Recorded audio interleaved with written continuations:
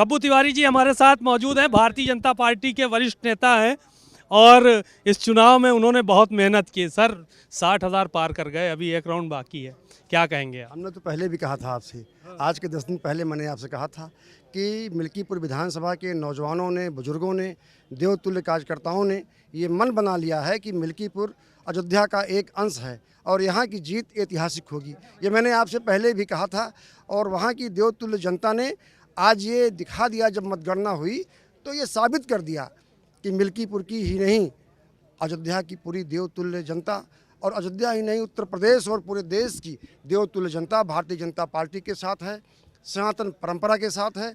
और मिल्कीपुर के चुनाव ने और दिल्ली का जो चुनाव परिणाम आ रहा है उसने साबित कर दिया है कि जो सनातन परंपरा को आगे बढ़ाने की बात करेगा वही देश पर राज करेगा। अयोध्या तो 54,000 से जीते थे अवधेश प्रसाद, आप 64,000 से खाली एक विधानसभा जीत रहे हैं।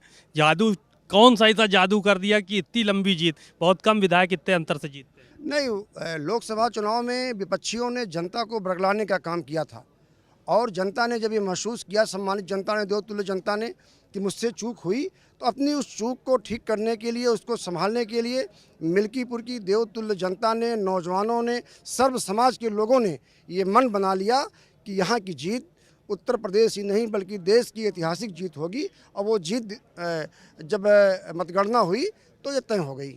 जो बेईमानी का आरोप लग रहा था आप लोगों पे, अभी भी सब लोग कह रहे हैं कि ये अपना आईने में शक्ल नहीं देख पाएंगे, अगर ईमानदारी से देखेंगे तो जीत का जश्न जो है वो दिल से नहीं मना रहे, ऊपर ऊपर मना रहे हैं। अखिलेश यादव का ट्वीट भी आया है अभी। ये विपक्षियों के हताशा का प्रतीक है। अपनी हार को छिपाने के लिए किस प्रकार से अपनी हार को छिपावें, किस प्रकार से अपनी हताशा को लेकर जनता के बीच में जाएं और अयोध्या के मिल्कीपुर के लोगों से क्या कहें, ये उनकी हताशा का प्रतीक है विपक्षियों के। और ये इसकी उनकी पेशबंदी पहले से ही थी। उनको पता था कि यहाँ पर भारतीय जनता पार्टी जीतेगी, सनातन परंपरा के लोग जीतेंगे, ये उनको पहले से पता था।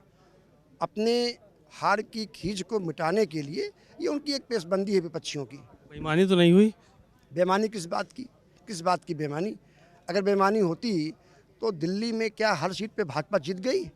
9 उपचुनाव हुए, क्या 9 पे भाजपा जीती? 7 पर जीती, 2 पर हारी। ये हमने पहले भी कहा कि विपक्षियों की पेशबंदी है।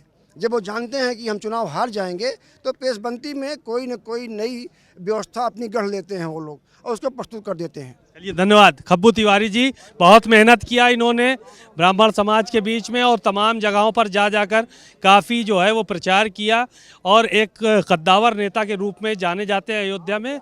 उन्होंने कहा कि विपक्षी अपनी खींच मिटाने के लिए इस तरह की बातें करते हुए नजर आ रहे हैं। कैमरामैन मेहदी हसन के साथ सीमा अब नकवी, भारत समाचार, अयोध्या।